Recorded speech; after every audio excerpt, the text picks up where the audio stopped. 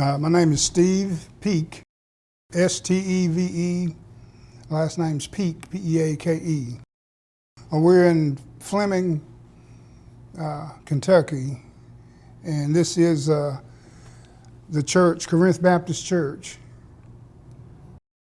The founder of the Corinth Baptist Church was, his name was Reverend Henry Hinton was his name, and he was having church at home in his house, and when the Elkhorn Coal Company heard about, this preacher having church in his house, they allowed him to use the building on Sundays for church.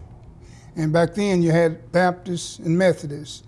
So he would have it 2 Sundays, and the Methodists would have it 2 Sundays.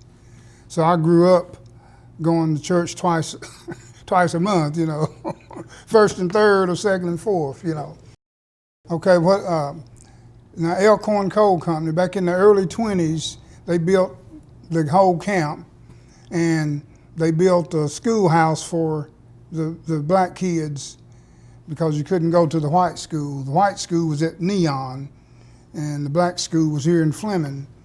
So they had teachers. The first teachers were the nuns from over at Jenkins. They taught school here in this church, in this building. Right, yeah, they did. And my brother, my oldest brother, he was one that he was like a janitor. They paid him to make fires in the building. Used to have a potbelly stove back there in the corner, and he was, got paid to make a fire, keep a fire going, and stuff during the school week. Yeah, I lived, it was 4 houses down. I remember on my mother's side, my grandmother and my grandfather, on my dad's side, they were deceased, young, when I was young. I never did meet them, never did know who they were. But on my mother's side, my grandfather was a minister, Reverend Willis Mosby, and he lived at the end of Fleming, on the upper end, and he died in 1956. I was 4 years old when he passed away. Don't remember, never heard him preach. I remember being at their house in front of the fireplace, had to open, all these camp houses had open fireplaces. And I would sit by the fireplace there, and he had this big cane back rocking chair. And I noticed this big, he was a chubby, big black man with a book in his hand, and he'd be reading. He didn't read out loud. I don't know what he was reading. But I was kind of like a little shepherd dog. I'd stay there right by his feet. And when he got ready to get up, big people, it takes a little room to stand, he'd call my mother to come and get this boy. He thought I was maybe something was wrong with me, but I just stood there. I was amazed by him, and I just looked at him all the time. But in '56, he died, and had his funeral over in Haman. It was a Masonic funeral because he was a Mason. And there was a guy that's a painter that lived across the street from the church, and he captured that scenery of the Mason funeral, and he painted a portrait. It's hanging in the Lexington, in the Blood Center, in like a gallery. My grandfather, he came from Mississippi. I'm thinking when I lynched, they had a lodge over there, and then in Jenkins they had a lodge. So but black Masons and white Masons don't, what is it? They don't recognize one another. Funny story, my father-in-law, who's a Mason, he's passed away, but he was in Virginia, and he was speeding. Well, a cruiser pulled in behind him and pulled him over, and he seen the Mason signal on the cruiser. So when the guy walks up to the car, he started doing the Mason sign. That guy said, nope, don't even do that. We don't mix, He didn't get out no ticket either. He wrote him a ticket. But that's, how the black and white Masons they didn't mix together, Well, my mom, she was from, I'm thinking it's Canton, Mississippi, and they came up here. Well, she was born in Canton, and then they moved up to a place called Hammond. We came through a little town a few miles back called Hammond, Kentucky, and that's where they moved. Her dad, my granddad, who was the preacher, he worked coal mines, and then when he started preaching, then he didn't work in the coal mines anymore. So that was on my mother's side. Now on my dad's side, I didn't know his father or mother. My dad came from Spring City, Tennessee. That's where their family was. A couple of years ago, we were going to Georgia, and we came on 75, and we seen a exit to Spring City, Tennessee. I thought, man, I'd like to go there. That's where my dad was born and raised. Well, he wasn't raised there. They came over here. The coal business is what got most of the black people in this area. The way they did, Elkhorn Coal Company had this, they built these camp houses, and they had their mines, and they would have, if they had a black man working, they'd see how good he could work, and then they'd ask him, have you got any brothers or cousins that might want to work? And if they said yeah, and they lived in Alabama or Mississippi, they'd get on the train and they'd go down there and recruit them, more or less, bring them back up here to work. And the company owned all the houses. So you had a house, had a company store, you could get food and clothing, everything from the company store. And they'd had this, what they call script, and my dad would work and my mom would go down to the company store and she would get, it's like credit, she would get stuff that would come out of his payday when he got paid. Yeah, on my mother's side, they're here on the hill. We got a Fleming cemetery that's right behind the church up on the hill. Actually, I was there yesterday cleaning grave sites.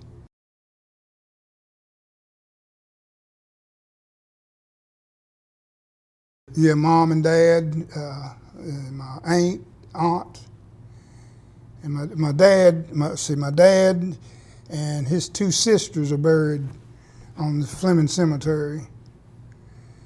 And my mom's up there, and then I've got a brother that's up there, and then I've got two brothers and a sister. It's like a family cemetery. My granddad, who was a reverend, he's up there, and my grandmother, and their daughter, who was she was one of the first school teachers in Letcher County. Her name was Clementine Mosby. She was a teacher. She went to K-State and graduated, and she was a teacher.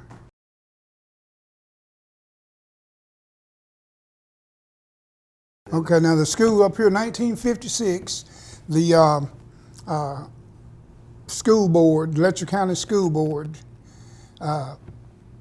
came and built a building for the black kids. And in '56, they moved all the students and books and everything up to that school, and that's where I started school at. I believe it was in '58. I started school up there. And they had one teacher, and I grew up, the 8 years I was there, the lady, her name was Mrs. Jackson. She taught all the classes, and she took care of the lunchroom, because we were getting lunches. When they were going here, they didn't have lunches, but when they got the new school built up there, they had a lunchroom, a kitchen for the kids the parents would go up and help get lunch prepared, and then we ate sitting in our chairs, and then you took your plates back to the kitchen. Yeah, so that school, like I said, we didn't have a janitor per se. The students were the janitors. We cleaned the desks. It had the tile floor, and back then they used that sawdust with oil, and you put that out, you shake it on the floor, and then they had a buffer that you used to shine the floor. So all the kids, all the boys, learned how to run a buffer in school. Part of keeping the school clean. and we washed the windows, and even in the wintertime, we had to turn the water off when school was out, and then in the morning you come back to school, the teacher would let one or two go out to turn on the water. We had to get in coal, keep the fire going while we were at school.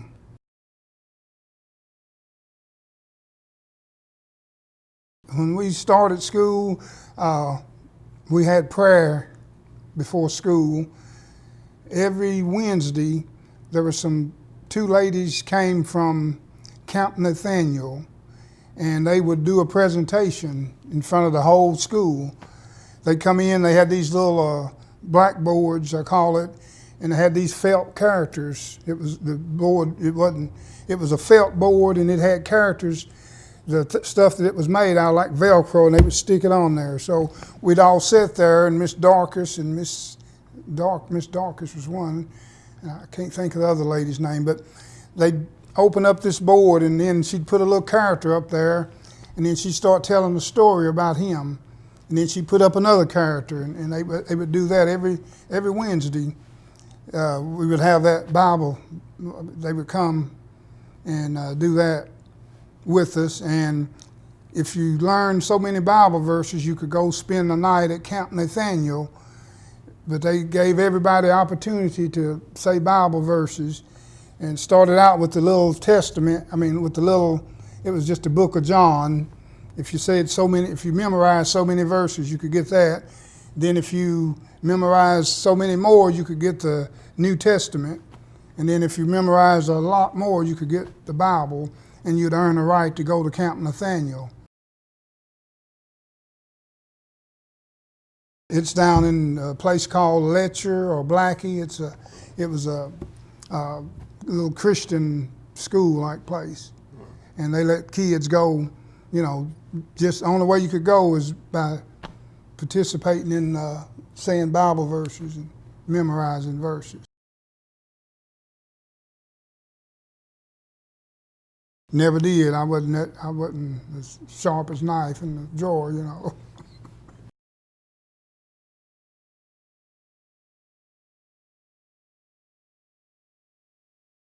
Well,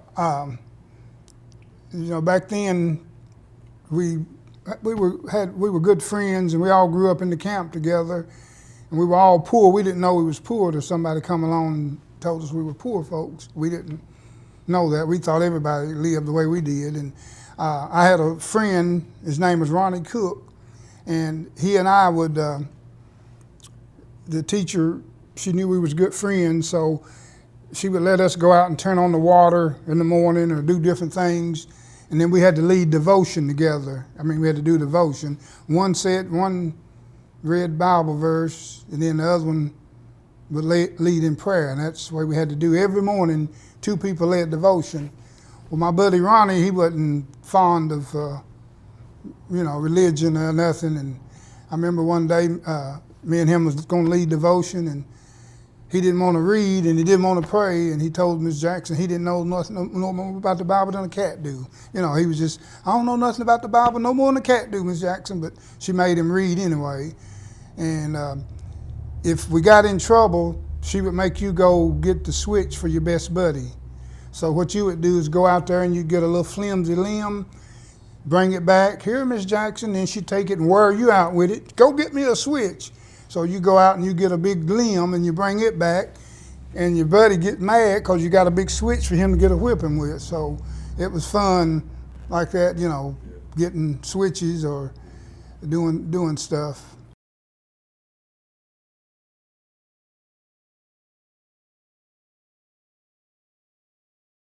He worked in the coal mines. Yeah, he worked for, it was Bates Coal Company, and it was a non-union mine, a little truck mines they called it. And he worked there, and he would, Maul Bates is what they called the lady, her husband run the mine, but they had a little grocery store. They had a grocery store, and they would let you charge groceries depending on what knowing you were going to get paid. So when you got paid, and they had a gas station, so he could get his gas and get us something to eat. you know, it's kind of like on credit, because when his payday came, then Ma Bates was going to cut out the amount he had used, you know, had taken. So he worked for them, and I remember he got his little finger, he got 2 fingers cut off. A buggy run across him and cut off 2 of his fingers, and he got maybe $200 for that. And you know, so when people would see him and they'd ask him, Clarence, what happened to your fingers? My family ate them fingers off, he'd say, because what money he got went for the family, you know, I mean, to take care of the family. So he started, he had a 52 model pickup truck, and he put a little tarp over it, and he would haul miners to work. And he made gas money plus a little bit more by hauling workers. There was about 4 or 5 of them he'd haul to work, and they worked together in truck mines, you know, so he'd do that. Then he got on with this Southeast Coal Company. It was a larger company, and he worked night shift. My dad always worked night shift, and I always asked him why he worked night shift, and he just kind of smiled, didn't really say why, but anyway, he worked night shift.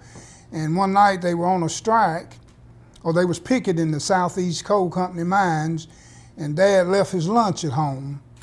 So me and my 2 brothers, my mother said, oh, Clarence got to have his lunch. Y'all take it to him. We didn't realize they was picketing. So we get the car, and we head over to Dean where the mine was, and all these men standing outside, and there was big bright lights, and we didn't know what was going on. And we went across the bridge. We crossed the picket line and carried our dad's lunch there. And he could have fainted when he come out there, and there we were. And he said, what are y'all doing? And we said, well, Dad, you left your lunch, and Mama said you needed your lunch. And he didn't tell us about the picket. And he said, boys, when y'all get across that bridge, you get to the house, and don't never, if I leave lunch, don't never come over here and bring nothing to me again. It scared him to death, but they didn't bother us. You know, I guess they seen 3 little black boys, and they know we wasn't no trouble, but you know, and we crossed the picket line to take him his lunch.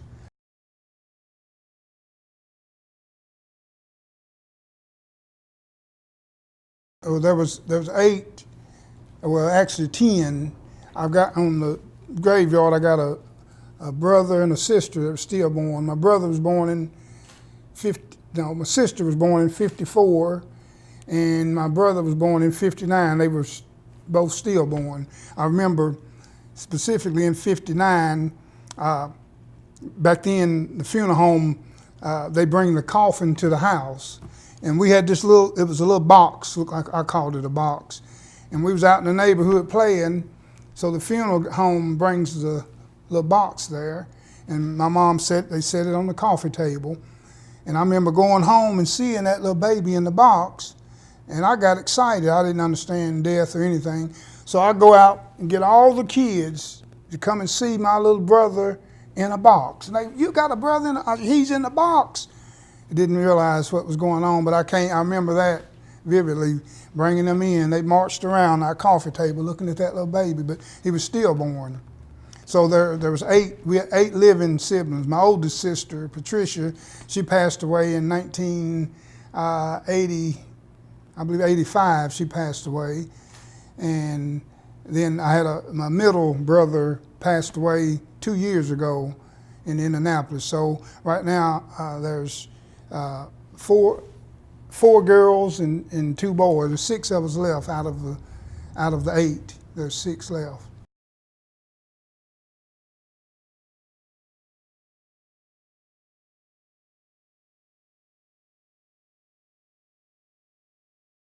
Okay, my oldest sister now, Cardell, she lives in Indianapolis, Indiana, and she's retired. She worked at a healthcare place. And then the next sister, Marion, she lives in Louisville. She worked as an OB nurse, and she's retired. And then the next sister is Janice, who lives in Indianapolis, and she worked the Postal Service. She's retired. And then my oldest brother, Clarence, he lives in Indianapolis. He's retired, a veteran. And then I got my baby sister is in Georgia. So there's Cardell, Marion, Casey, Jan, myself, and then Edith. Look around. Right. Well, the town has always been laid back, and it used to be a lot more black people. When I was a kid, every house was full with children, and we integrated school. I believe it was in 64 when we integrated schools. So we went to the white school in 1964, and we mixed well.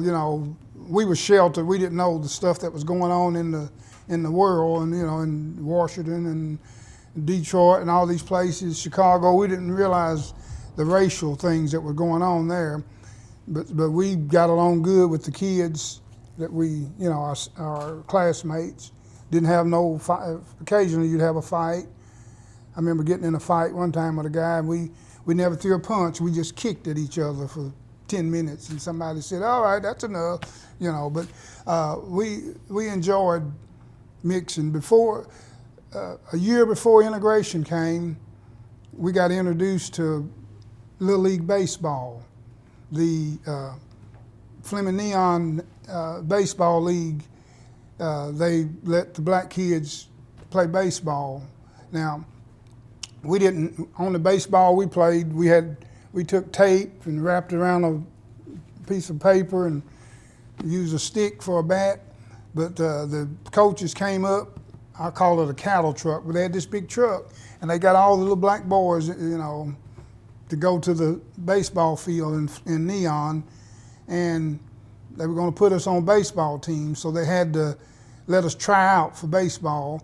So they put these big gawky things, they gave us these big gawky things to wear, which was baseball glove. We'd never seen a baseball glove. So we get out there and had us all standing in the outfield, and that guy would knock the ball high up in the sky, and it'd be coming down, and we'd run under it, and we'd have that old gawky glove on, and when the ball would get about 3 foot from us, we'd throw the glove down, catch it barehanded, and we'd sling it home. And we noticed them coaches was laughing. We thought they just laughing because we was doing a good job, but they was laughing, not at us, but just it was a funny thing.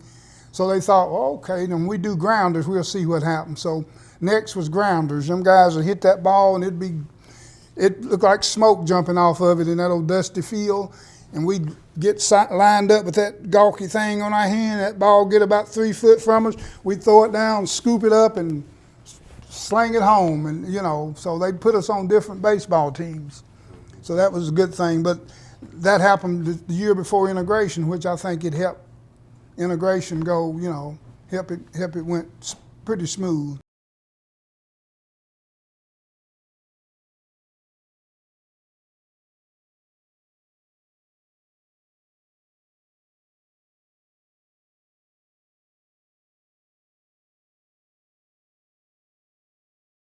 And actually, we played together in the community before, when blacks and whites, wasn't allowed to, like the movie, they had a movie theater in Neon, and when you went to the theater, one side was colored, one side was white. 2 water fountains, one colored, one white. Of course, ours didn't work, and the seats in our theater part was what they took off the other side and put over there, So it was like that, and we could go in restaurants, and you could order food, but you couldn't eat. You could go to the drugstore, Rexall, they'd fix you the best hamburger in town, a hot dog, and they put it in a bag, so you had to leave. And then we had this one guy that ran Tucker's Cafe, him and his dad, and we was down one summer playing, and they had pinball machines, and we always liked them pinball machines. And we'd go in there, and they didn't care about you playing the pinball machine, but just couldn't eat in the store. So we went in Tucker's Cafe once, and we played pinball for maybe 20, 30 minutes till we spent all our nickels, and somebody wanted a hot dog. So they went and ordered a hot dog, and well, I guess 2 or 3 of us did. So we waiting on the lady to put it in a bag so we could leave. And the guy that owned the restaurant, he said, "Boys, what y'all doing?" We said, "Well, we got to go." He said, "No, you don't. Get up there on them stools and eat. You don't have to go. He said, "You can eat in this place anytime you want to." So he was the first restaurant that allowed the black kids to eat.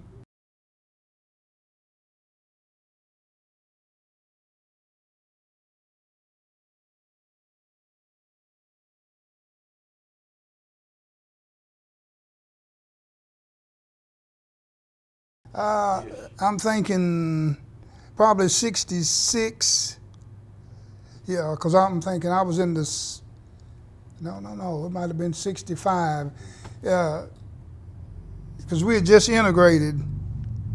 Right. So we're about 65. Okay.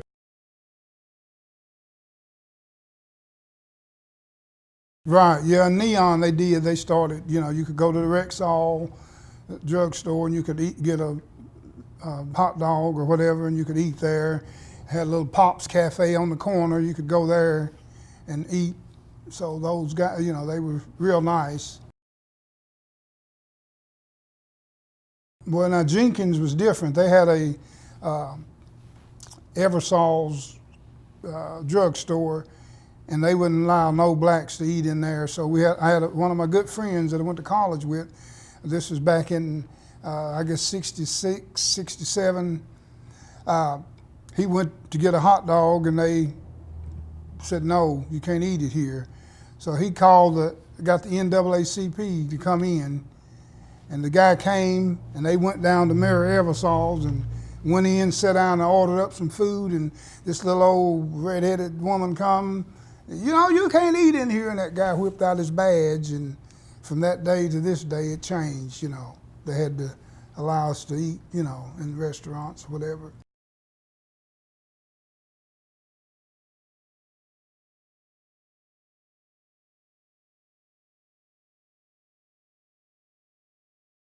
Well, I played basketball, so when school was out, went to basketball practice. But I had a lot of good friends at grade school coming up, and I had this one friend, his name was Michael Adams. He passed away several years ago, but his mother fixed him the finest peanut butter and jelly sandwich ever was, and he didn't like peanut butter and jelly.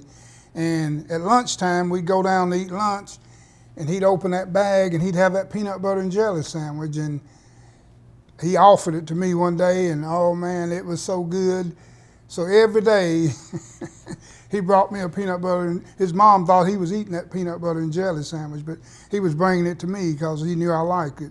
And you had friends, and they really would stick with you. And if you got in trouble, they try to help get you out of trouble. So we had a lot of good times.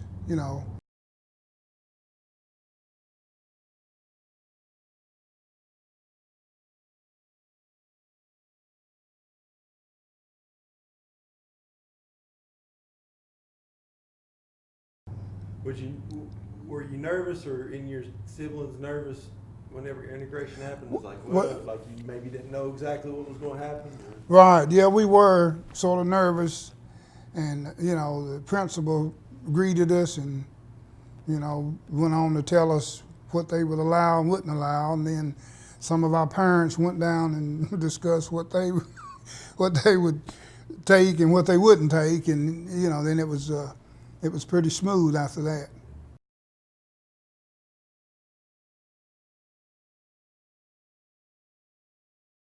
Well, some went to Cleveland, some went to New York, New Jersey, Louisiana. Starting at the end, on the end house, my granddad and them, after they passed away, somebody else bought the house. But the next house were the Fishers. My uncle, Richard Fisher, was a deacon here at this church, and he had one son, and he went to the Army in the year we graduated high school, 72. He went to the Army, and then the next house were the Cooks, and there was a deacon, Ed Cook, and he had about 8 children. His boys went to New York, and they all went to the Army. I had a friend, Danny, who was he graduated 69, I graduated 70. But Danny and Robert and Fred and Clyde, all them guys went up to New Jersey, and the girls did. What would happen when your sibling graduated, if they didn't go to college, they went to a city that some of your parents' people lived in, and they'd stay with them, get a job, and then they'd get their own apartment. Then they would start sending for the siblings. So my sister, when she got out of high school, she went to Indianapolis, the oldest sister did, and stayed with the Wrights, and she got a job, and she got an apartment. Then she sent for the next oldest, Cardell. She goes up there, and she gets her a job, and then they sent for Marion, and she didn't go there, but then Janice, the next one, did. And my brother Casey, he went there, and we all stayed at my sister's house. When we'd go visit, we'd stay there. But that's how most of the kids got away from here, is their siblings would get a job, get settled, get an apartment, and they'd have them to come there and stay with them. So that's how most of my family got to Indianapolis.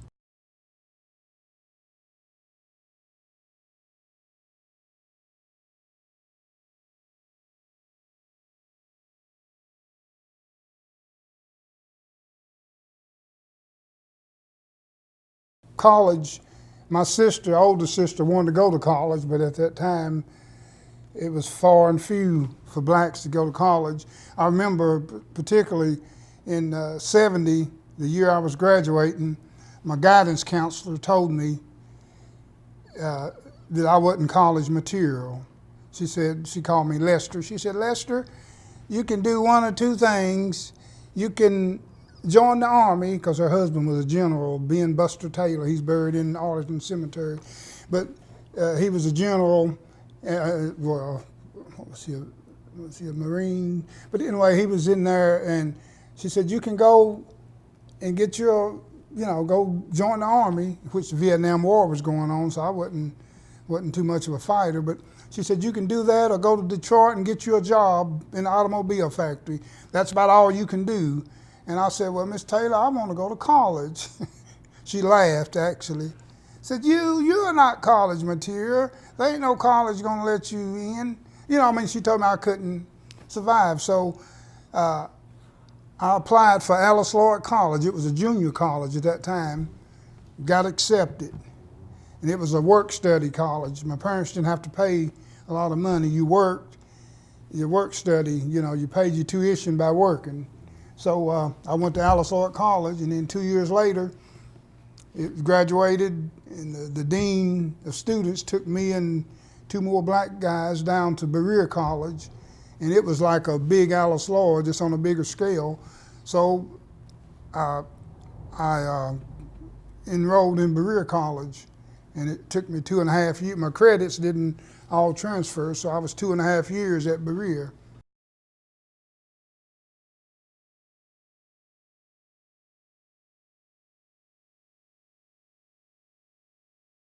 Well, I think I visited one time and then went over there.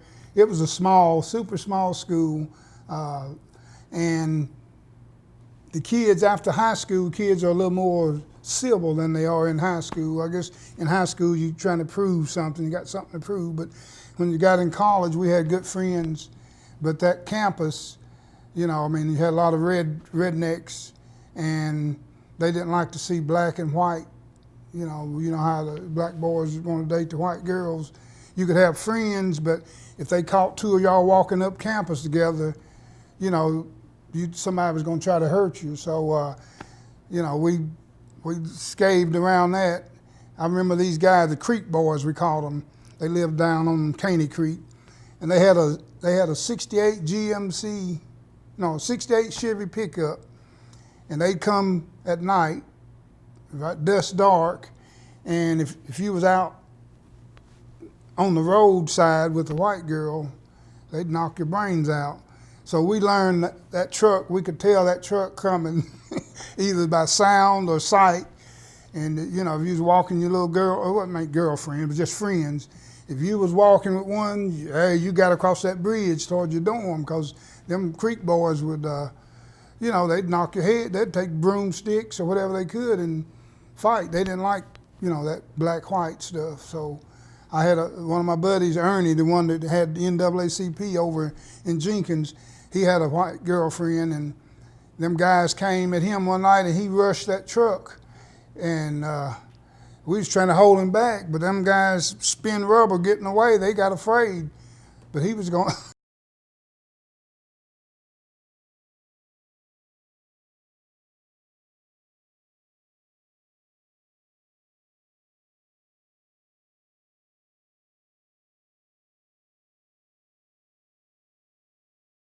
Yeah, he was going to take on as many as in that back of that truck. And when they saw him running at it, and I guess us running behind it, I guess they thought, uh-oh.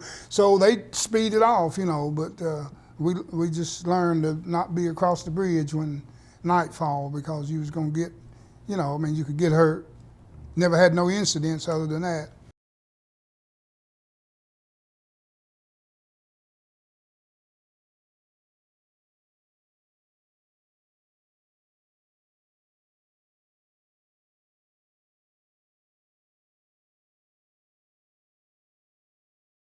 Okay, now Berea was like a Alice Lloyd, but it was on a bigger scale. First time I met any African students, which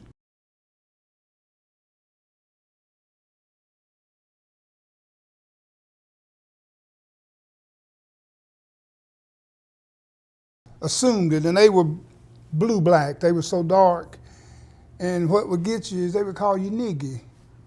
And I'm thinking, you triple dark than I am, and you calling me nigga, But then, they told us why they did, But then I got a lot of good friends that were African students, and I learned that deodorant, they didn't use deodorant. They put it on top of the shirt. They didn't put it on the arm. They put it on top of the shirts. But they had this tofu. They had some stuff they fixed, Bisquick. They take that Bisquick mix and water, and they mixed up some stuff. They didn't cook it. They mixed it up. It was like dough, and they'd have rice. And late at night, when you're hungry, you eat just about anything. You go knocking on the door, they got Bisquick. They got some that, come on in. You take your fingers and get you some of that. It was dough, what it was, a Bisquick mix. And you'd wrap it in some kind of tomato juice or some kind of juice they'd have, but it was filling. But the African students, they were smart. That's one thing about it. When we went to Berea, those kids were the top of the line, and they were smart. And I remember I signed up for a political science class. Didn't know nothing about political science, never had so I signed up for it. The first day I go to class, they were talking over my head, the teacher, Dr. Raphael, they was talking over my head, and I thought, man, I ain't getting it. I ain't getting nothing out of this. So I went back the second day, and after class, second meeting, I said, Dr. Raphael, I'm having trouble understanding this political science. And, you'll be fine. You a few more days. So you had 3 days to drop a class. So that third day, I just went and dropped it because the kids were so smart. They were brilliant. It was just amazing how smart. But then you think about it, the smartest kids is what came over, to America. In my situation, I never would have got out of country because I wasn't too smart, but the smartest kids are the ones, and you trying to participate, or you trying to, be with them and try to learn as they learning, and it was difficult.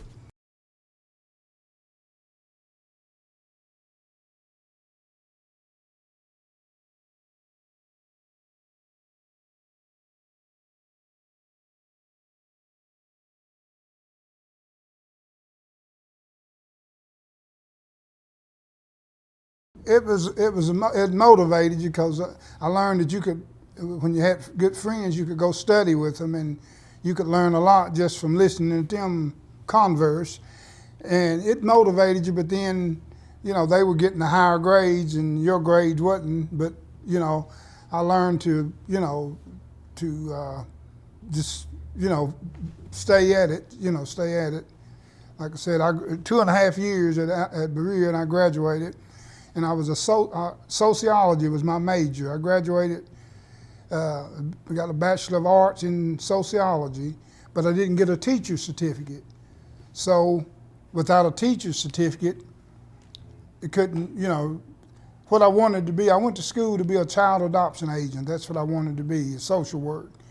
And they didn't have it. I remember our professor to the graduating class, he was glad that we were graduating, but there was no jobs. You know, I mean, if you didn't have a teacher's degree, then you wasn't going to get to be a teacher. And then in the social work was just starting to get popular. And what happened is I took the state exam 3 times to get on the register. And what they do, they would hire the people that was in the higher percentile. Well, I never was a great tester, so I didn't get I took the test in Whitesburg and I took it in Frankfurt twice. And I'm thinking the highest I got was in the low 80 percentile, where the people that was 90 percentile or even higher, they got all the jobs. You know, so that's why I couldn't get a job in in the social services. But now kids can get a social work degree and be right in it, you know.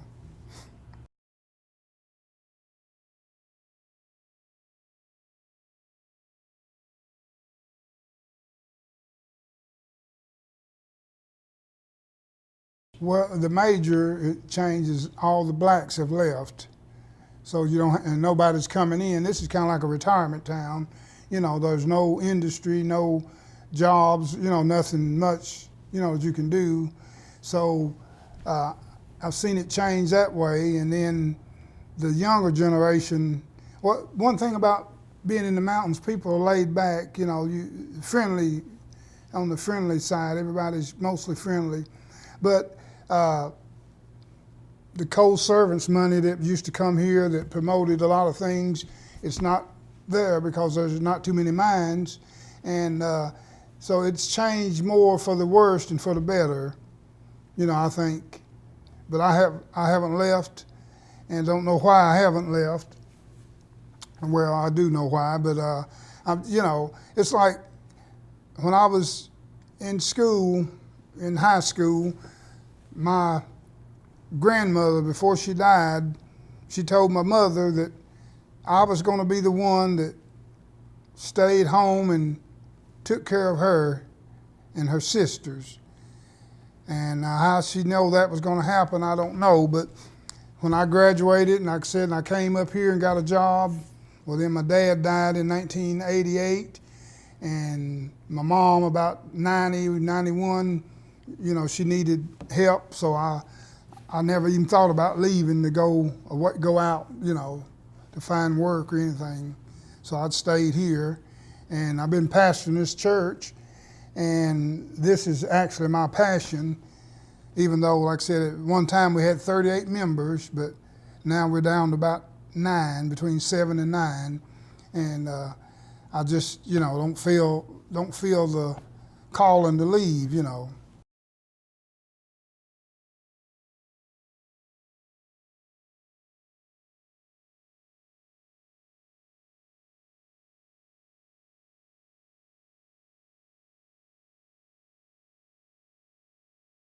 Well, I like to think that, the Lord's got me here for a purpose, like I said, we did the renovation of this building, and I thought surely when we got it renovated, people would come out. Well, after we opened back up, people start coming, and then, like I said, people was leaving, families was leaving, 4 and 5 in a family that was coming to church. So now, like I said, we're down. Here in Fleming, there's 2 black families now. My family, and then my cousin lives on the corner in my granddad's house. He's interracial. He's got 2 kids. His wife's white, and he's got 2 kids.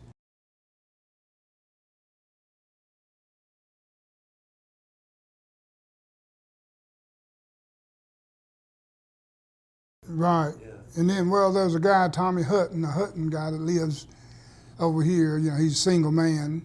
And my wife had 2 cousins that lived next door to us, but they got an apartment in the apartment complex, so they moved out of Fleming. So, like I said, it can get lonesome. Used to you sit and people walked up and down the street all the time.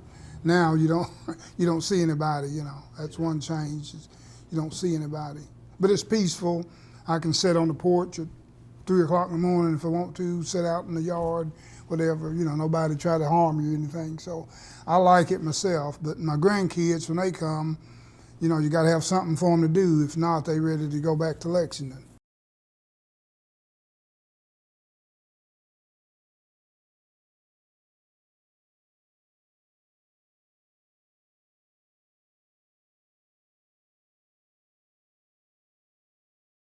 Well, I got, you know, And your kids, actually. I got 3 daughters. It took 7 to get this little grandson, but I had 3 daughters. My oldest daughter, Quintessa, I'm thinking she's right at 38, and then my daughter Letitia, the middle one, she was born in 1986, so that'd make her 33, and then the baby girl, Caitlin, she's born in 1995. She has Down syndrome, and so she's my baby. She likes to go to church with me. If she knew I was up here, she'd be up here. You know, she'd be here because she likes church.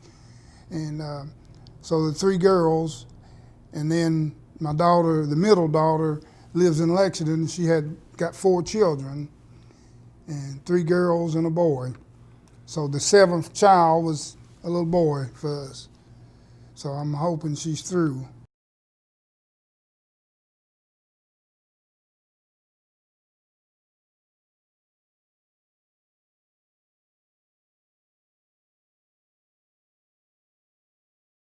Okay, the oldest one's Sienna, she's 12, and then Kennedy she's 9, and Olivia is 6, and then little Stephen is 22 months, or 20 months. He'll be 2 in 20th of November.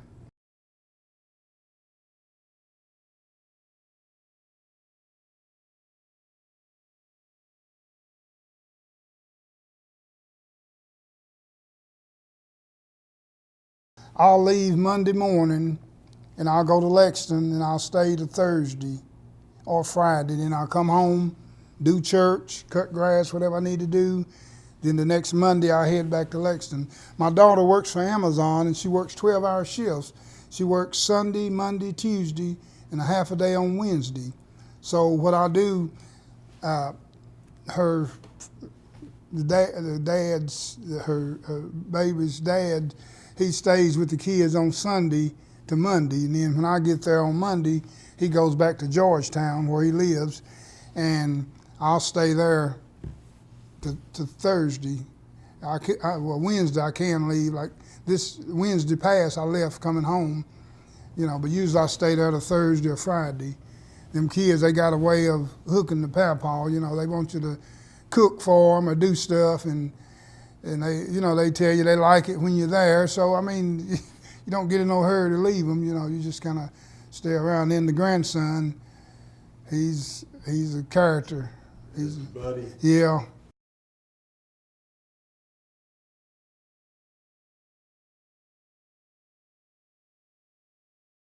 Right. Well, the community was it was a good place growing up. People were nice. I mean, your parents, your neighbors, and if you got in trouble, anybody could whip anybody's child, you know. But when I look at Fleming as a whole, I don't think we had 1 or 2 people that didn't turn out to be successful in life. You know, most of the people that grew up here in Fleming, you know, turned out pretty successful. And, you know, you heard the saying, it takes a village to raise a child, and I think that helped the people, the young people in this town to turn out to be something. And, you know, there's in New York and different places where people's went. Just about everybody I know has been successful. We've not had over 1 or 2 criminals, you know, out of all the people here in Fleming.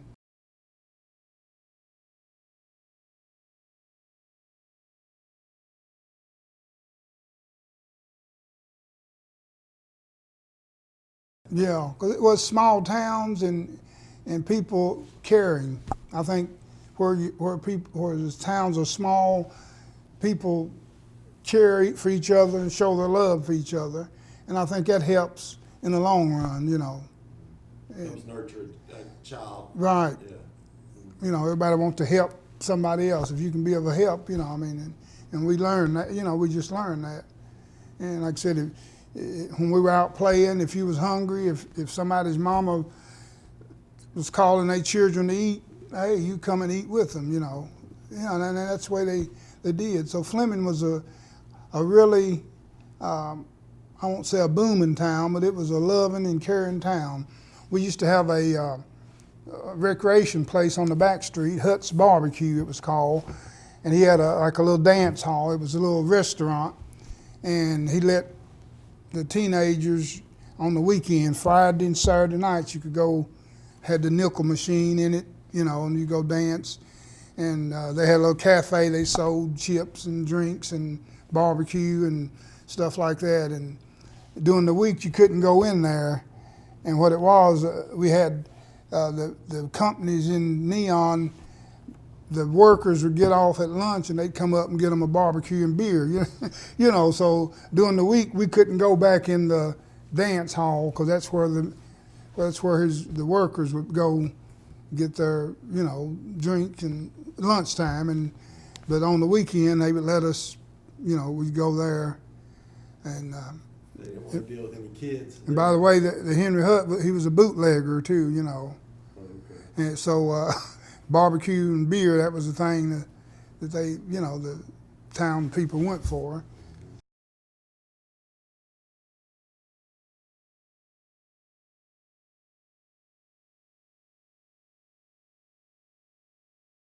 Later, he became a deacon of this church, but yeah, he was a entrepreneur, I guess. He had a coal mine, it's called the Redbud Coal Company. It was up on top of the mountain here, and he had a coal mine, one of the first black men to have a coal mine in this county. And then he went down in a place called Red Fox, and I believe he had little truck mines down there. Yeah, I know Red Fox. But he was a pretty good guy, you know. I remember the first job I got, it was two contractors came there barbecuing beer, and they were sitting out on the in a chair out on the porch, out on the walk, and I came in there to buy something, and he said, them two men out there, they looking for somebody to work. They building that Jenkins High School over there. Go out there and talk to him, you might get a job. So I go out there, and there's a black man, big tall, looked like he's about 7 foot tall. Then there's a little short white man sitting there. So I go up to the white man and I said, Mister, I'm needing a job. They told me you was hired. He said, you got to talk to my boss. And my jaw dropped when I looked. The guy's name was Ted Evans, and he was from London. And his company was Evans Electric. And they were building Jenkins, the new high school at Jenkins. So I got a job with them during the summer.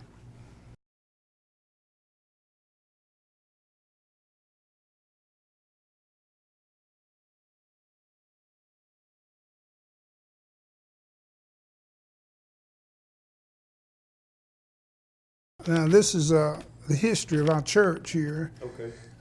Corinth Baptist Church history, built in the early 1900s by Elkhorn Coal Company around 1912. That's when they came through and built all these company houses. The building was built as a school for the, quote, colored kids, black community. And the Elkhorn Company built the camp houses. They included a school. The school building was dual purpose, as I said, for church, and then used it on Sundays. Church Sundays and school through the week. Catholic nuns were the first teachers. The last teacher here her name was Mrs. McSwain, and that taught here at this school, this black lady. One-room school had only one teacher to teach all grades.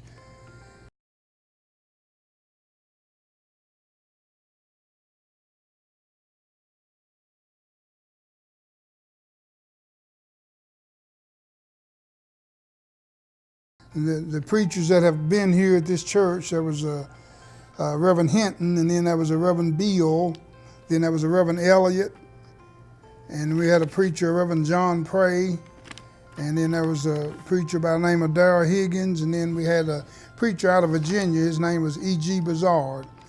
Those were all the preachers. Fleming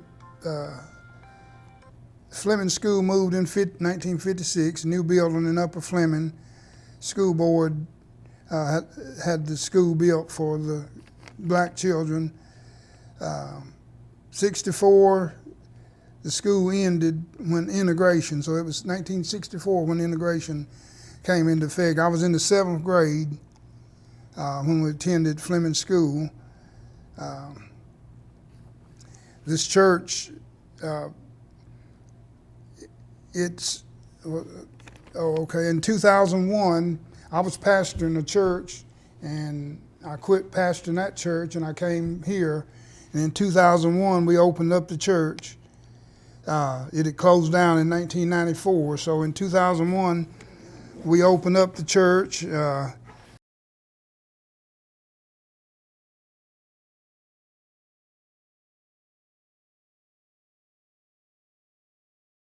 Three preachers helping me. I had a female preacher, and I had 2 other guys that were helping me that were preachers. And like I said, this building, we were known for our fellowship. We'd always have dinners and different things for people, here after service. So I ordained the first woman pastor in the Baptist denomination.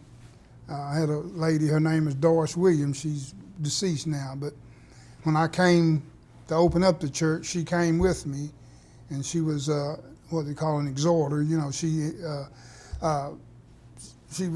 Said she was called, and she studied with us and ordained her here. I remember the state overseer called me, and he told me, he said, "I heard you ordained a woman preacher up there." I said, "Yes, I did."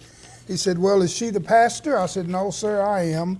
He said, "So if I have a problem with you?" I said, "That is correct. I'm the pastor." So I imagine she's the only female preacher that was ordained maybe now they're doing, women preachers, but at this little church, we ordained the first one.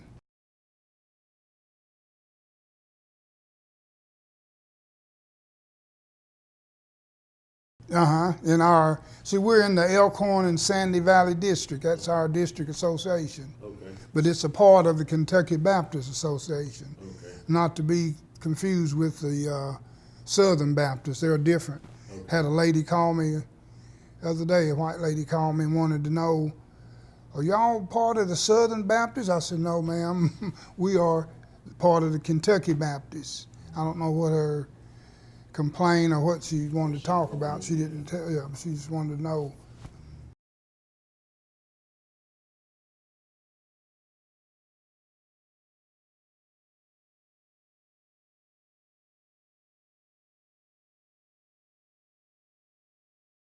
And I've been preaching since 1991, so I'm pushing near 30 years of preaching. Started here in this church. I had a mentor. It was a white preacher that took care of our church for 7 years, and I Bible studied with him and his wife, and he was a preacher, and he started me off on the radio broadcast. I would go with him to the radio. After church, we'd go down to the radio station in Neon, and he'd have me reading scripture. And then one Sunday he said, "I'm going to open up a prayer, son, and then I'm going to turn it over to you, and whatever you want to tell the radio listeners, you do it." So I did that for several months, and then one Sunday morning, he told the deacons, he said, "Now, I'll tell you, I think it's time we do something. This young man's been preaching on the air for about 3 months, and we need to get him ordained." So that was in 1991. I was ordained. Got my first church right after I got ordained, and which was Pleasant Run Baptist Church in Mac Roberts. And they were twice a month. Well, there was another church in Jenkins called Mount Olive Missionary Baptist Church. Their pastor was leaving, so they called me and asked me if I could take care of their church for the other 2 Sundays. So I did that to both of those churches till we went out of existence,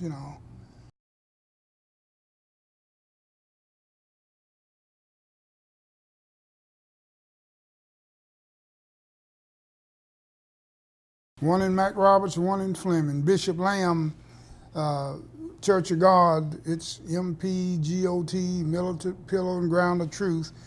They're the only black church in Mac Roberts, and then this is one in Fleming. And there's no more around till you get to Pikeville, and there's 2 black churches in Pikeville. There's a Church of God, and then right up the street we're Mount Zion Missionary Baptist.